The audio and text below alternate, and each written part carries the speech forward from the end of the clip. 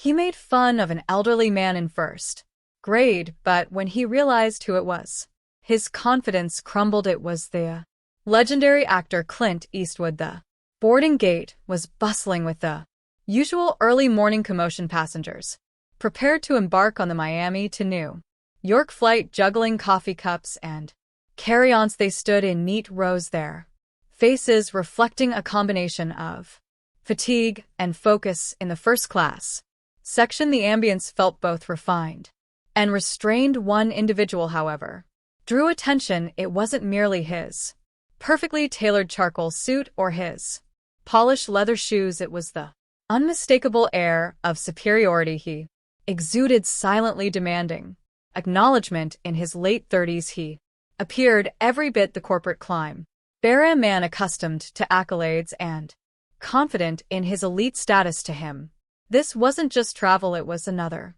stage to assert dominance even among strangers. As he approached the gate, his leather briefcase swung rhythmically.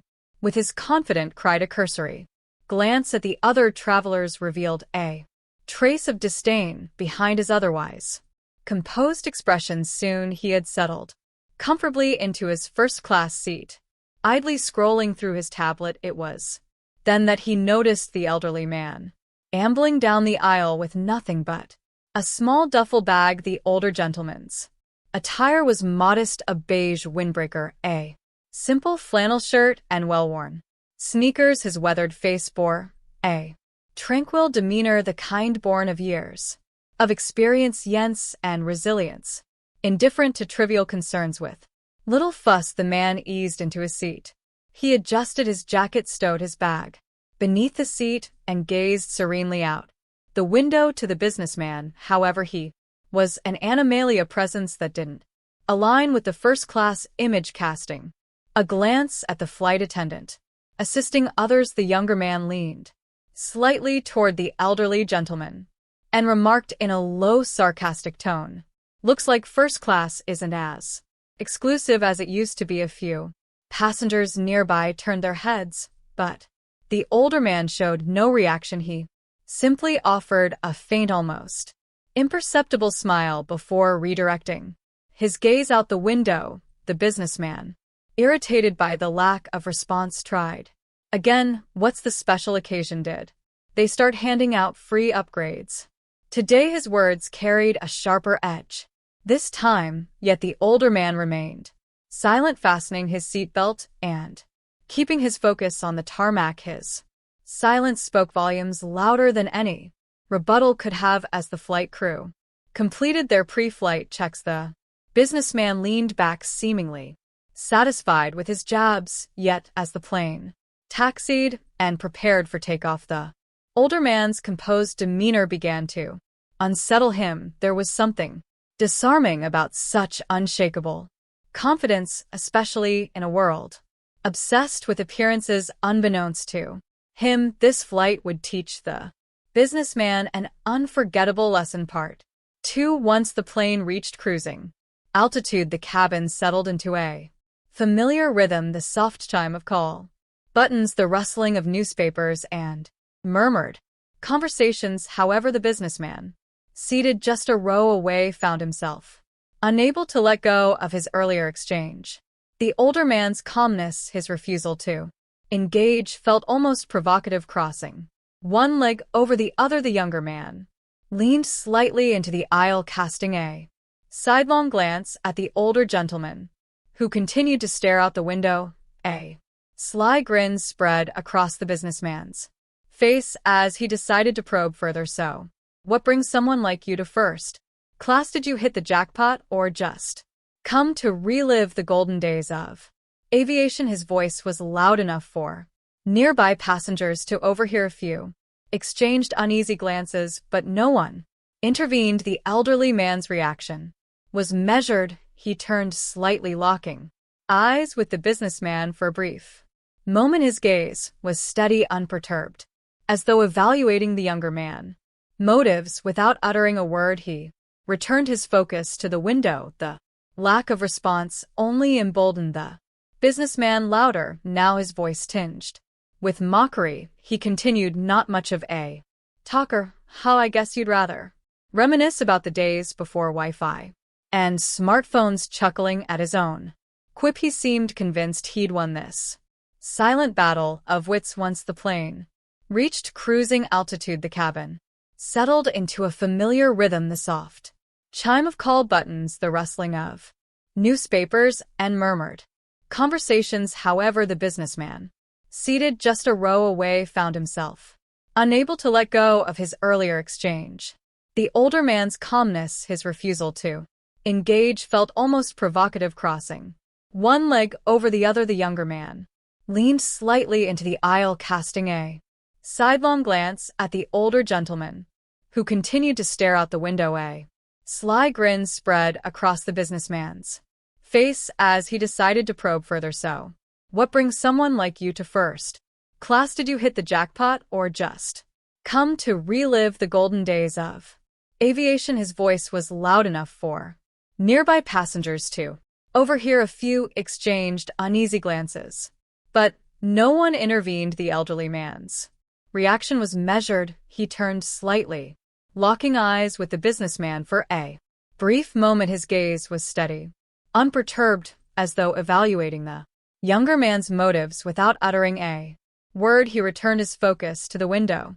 The lack of response only emboldened the businessman. Louder now, his voice tinged with mockery, he continued, not much of a talker, how I guess you'd rather.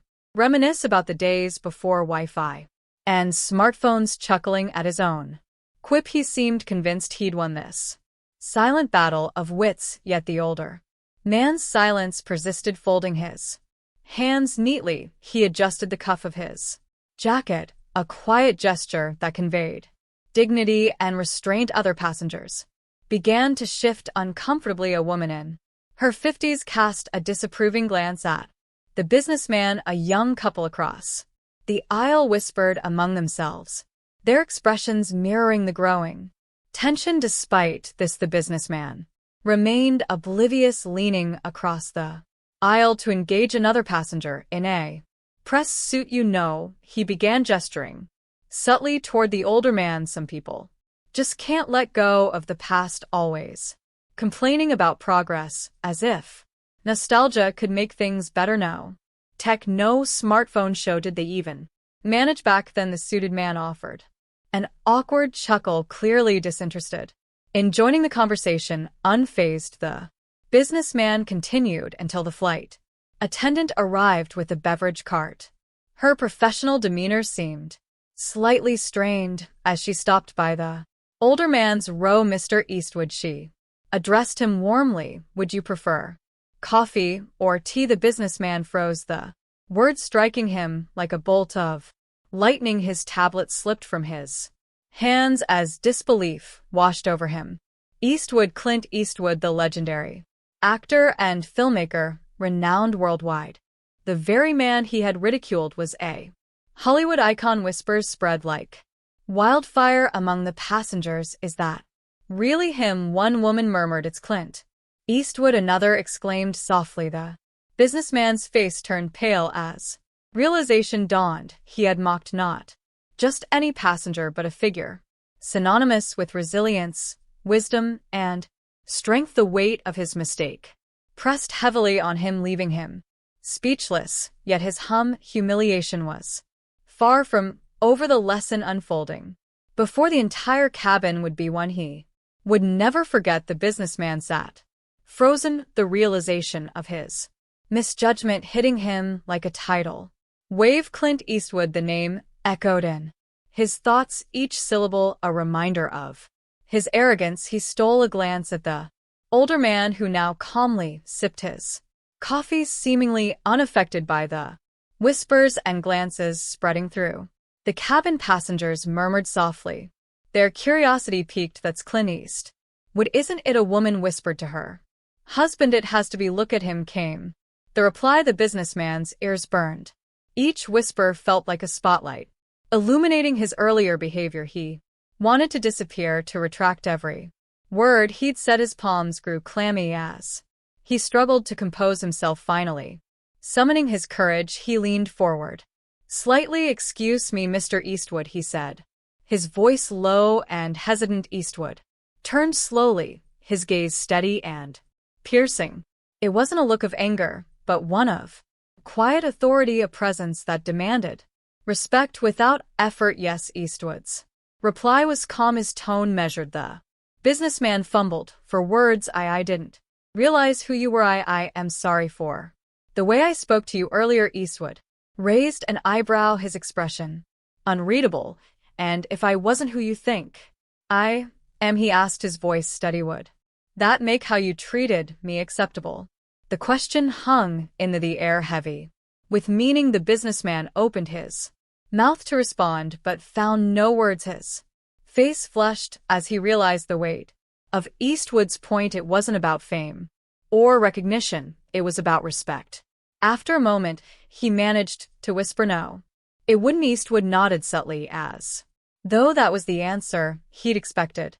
Without further comment, he turned back to the window, leaving the businessman to grapple with the lesson he just received. The rest of the flight passed in reflective silence for the businessman. Eastwood's calm demeanor and poignant words replayed in his mind.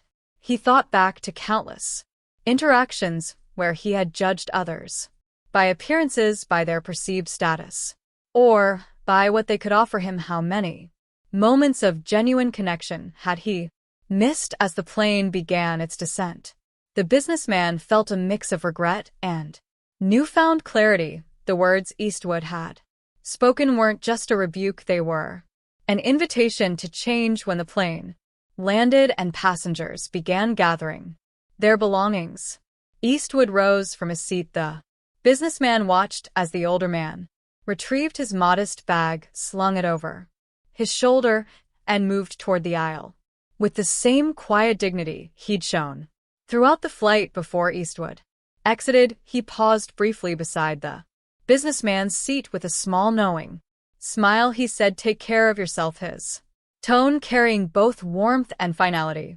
The businessman managed a nod, his throat too tight to speak. Those parting words lingered in his mind as he followed the flow of passengers out of the plane and into the bustling terminal. In the days that followed, the businessman found himself replaying the events of that flight. He began making conscious efforts to approach others with more humility and kindness. Small changes, a greeting to the janitor he previously ignored, a genuine thank you to the barista who prepared his coffee, started to redefine his interactions. Months later, he found himself at another boarding gate. This time there was no tailored suit, no polished briefcase. He carried a simple backpack and wore a casual jacket. As he observed the people around him, he noticed a young family struggling with their luggage and restless children.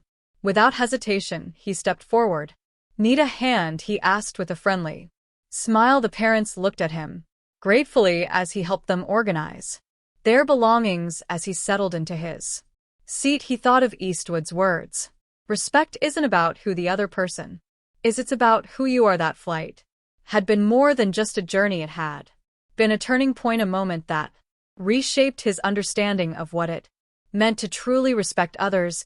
And as the plane took off, the businessman gazed out the window, feeling a sense of peace he hadn't known in years. He was still learning, still growing, but for the first time in a long time, he felt like he was on the right path.